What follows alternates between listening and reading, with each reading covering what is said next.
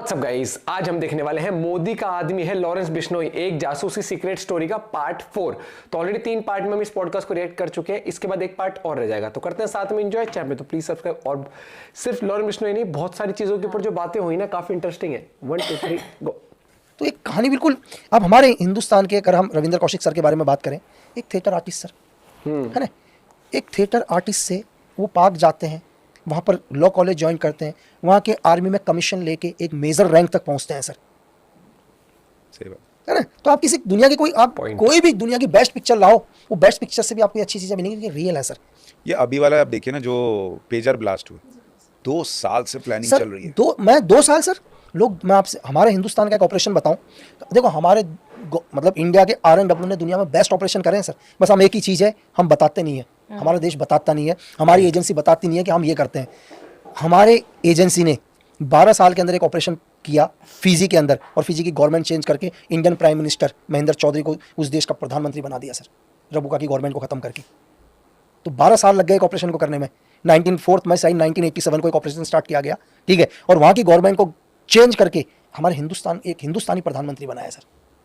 12 साल। तो आप अकेला, सिर्फ आप US को अगर CIA को लें सर, तो CIA ने अकेले इस दुनिया में 59 देशों की गवर्नमेंट गिराई है सर। 59। हमें लगता है US वॉर तो सर, करता अगर है आप वॉर भाई, की असली वजह में जाओगे तो वॉर को जो जन्म देता है वो दुनिया की एजेंसी जन्म देती है। अब ये एक चीज़ ये बताइए, छोटा सा, ये अपना रशिया और यूक्रेन वॉर क्या चल रहा है सर, बहुत खुलासा सही। इजराइल का ईरान के साथ क्या वॉर चल रहा है। तो दुनिया का कोई भी वॉर होगा, आने वाले टाइम में भी वॉर होगा, तो आप समझ जाना दुनिया की किसी पावरफुल देश ने की एजेंसी ने इस वॉर को जन्म दिया है सर। ये इतना कुछ जो होता है और इसको मन में दबा के रखना थोड़ा मुश्किल होता है। ऐसा मन तो आता होगा कि इसको भी बताऊं, उसको भी बताऊं, मैं ये करके आया हूँ।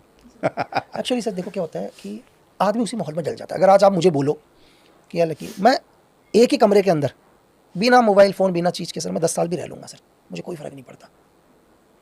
हमारी नीड से नहीं है सर। आप मुझे रोड पर भी रख लो, मैं रोड पर भी रह लूँगा। आप मुझे जंगल में रह लो सर, मुझे बोलो जंगल में मुझे 2 साल रहना, मैं जंगल में भी निकाल लूँगा सर। देखो दुनिया के अंदर इंसान की महत्वाकांक्षाएं कभी ख़त्म नहीं होती। आज आपको एक गाड़ी चाहिए, आज आप बोलोगे यार मुझे BMW चाहिए, कल आप बोलोगे नहीं यार BMW तो बेकार है, मुझे फरारी चाहिए। आप बोलोगे फरारी बेकार है यार, मुझे तो हेलीकॉप्टर चाहिए। बोलो नहीं यार मुझे तो अपना प्राइवेट प्लेन चाहिए। आप बोलोगे मुझे धरती नहीं चाहिए यार, मंगल ग्रह में सबसे पहले ज़मीन मैं ही खरीदूंगा करके। कभी ख़त्म नहीं होंगे सर। इंसान की मतलब नीड्स कभी ख़त्म नहीं होंगे। हमारी दुनिया के अंदर एक ही चीज़ है सर, इन वर्ल्ड में 3 चीज़ें, इन 3 चीज़ों को अवॉइड कर दोगे तो ज़िंदगी बहुत अच्छी लगेगी सर। एक आदमी की नीड होती है पैसा।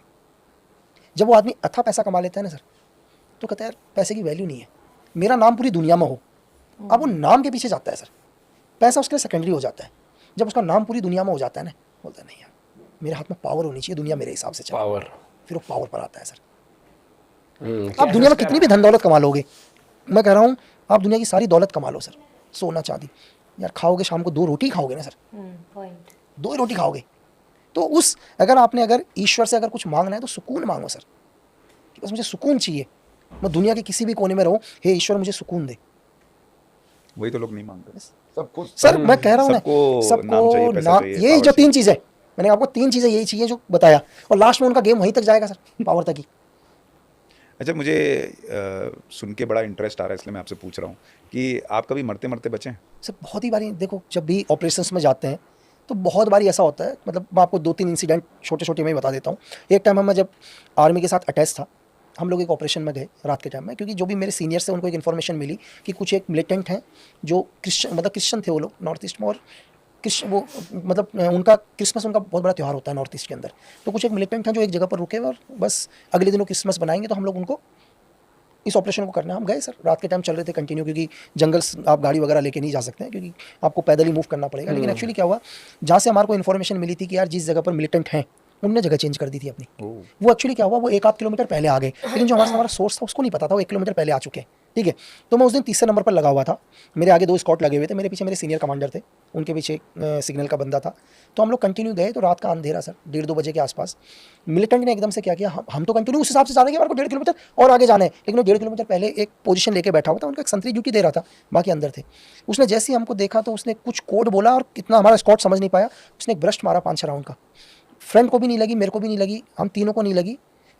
तो रात का टाइम था, हमने पोजीशन ले ली, और कंटिन्यू रात के टाइम हम फायर करते रहे, लेकिन हर आदमी फायर नहीं कर सकता क्योंकि हमारे आदमी आगे थे सर।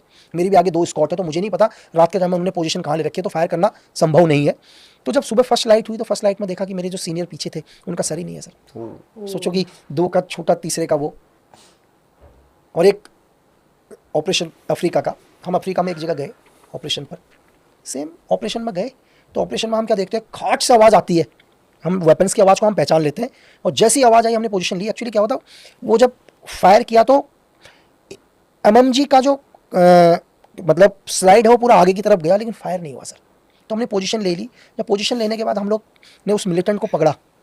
उस ऑपरेशन करने के बाद उस मिलिटेंट ने अपनी लैंग्वेज में जो उसका वर्ड था ना सर, उसने बोला कि मेरा भगवान मेरे साथ नहीं था, तुम्हारा भगवान आज तुम्हारे साथ था, नहीं तो तुम जो 13 लोग थे उनमें से एक भी नहीं बचता सर। एमएमजी का एक बेल्ट के अंदर 240 राउंड्स निकलते हैं सर। एक बेल्ट होती है पूरी की पूरी, और उसका एक राउंड हाथी को गिराता है नीचे, और उसने फिक्स लाइन में एमएमजी लगा रही थी। फिक्स लाइन का मतलब है उसको निशाना लगाने की जरूरत नहीं है, उसको पता है कि एनिमी कहाँ से आएगा, और हम उसी रूट को फॉलो कर रहे थे।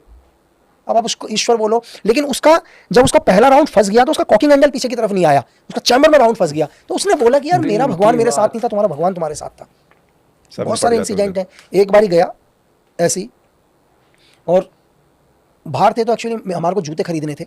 हम जूते खरीदने के लिए गए, तो जैसे हम जूते का ऑर्डर दिया, और बहुत सारे दोस्तों ने भी जूते मंगा रखे थे, तो सबके ऑर्डर्स दे रहे थे। तो इतनी देर में क्या हुआ, कुछ दूर पर एक गाना सुनाई दिया, हिंदी गाना, और हिंदी गाना वो भी बिल्कुल म्यांमार बॉर्डर के ऊपर। तो हमारे अजीब सा लगा यार कि कई टाइम से हिंदी गाना नहीं सुन रखा था।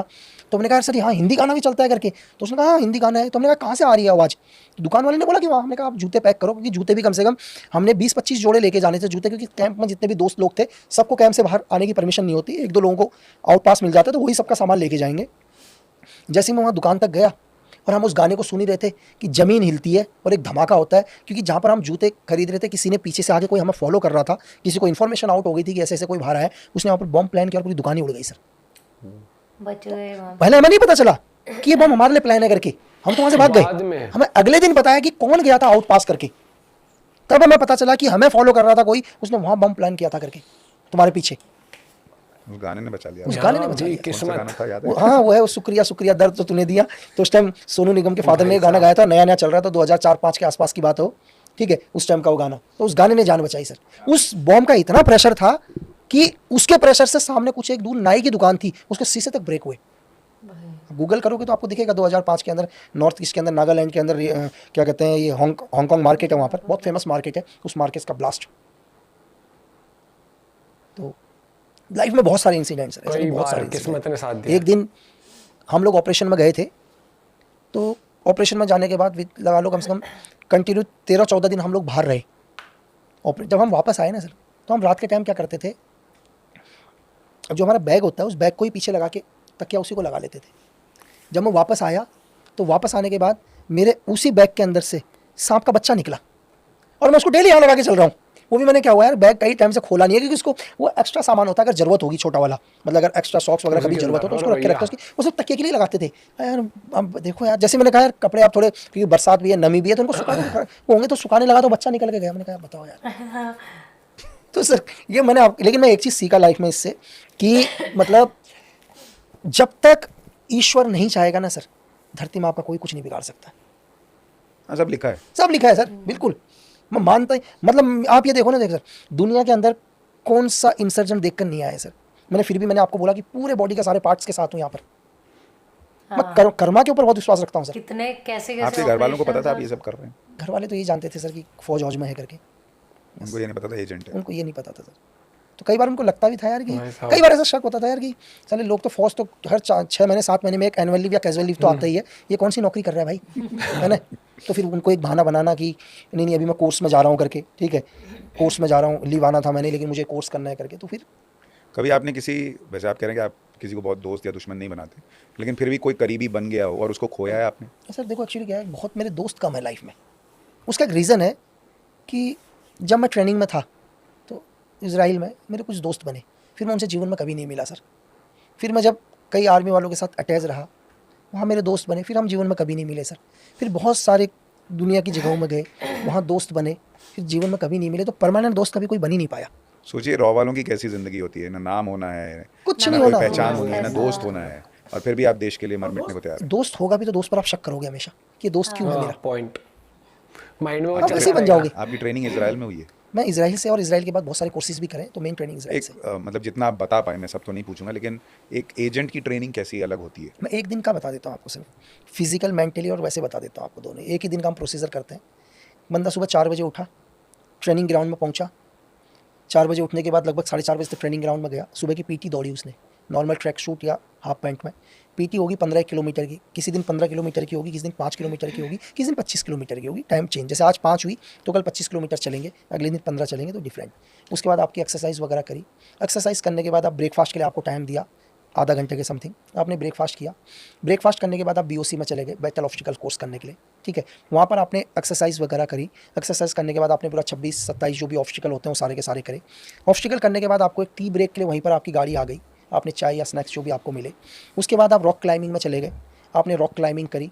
रॉक क्लाइंबिंग करने के बाद जस्ट आपका रॉक क्लाइंबिंग खत्म हुआ, ठीक है। हर ये जो भी प्रोसीजर है, हर प्रोसीजर 1-2 घंटे का है ये, है ना, क्योंकि डायरेक्ट आप नहीं जाओगे, आपका एक टीम है पूरी की पूरी, जिस टीम में 30-35 एजेंट हैं आपके साथ। रॉक क्लाइंबिंग करने के बाद आप मार्शल आर्ट, जिसको सिविल में बोलते हैं, आप यूएससी अनम कम्बाट फाइट सीखने के लिए गए।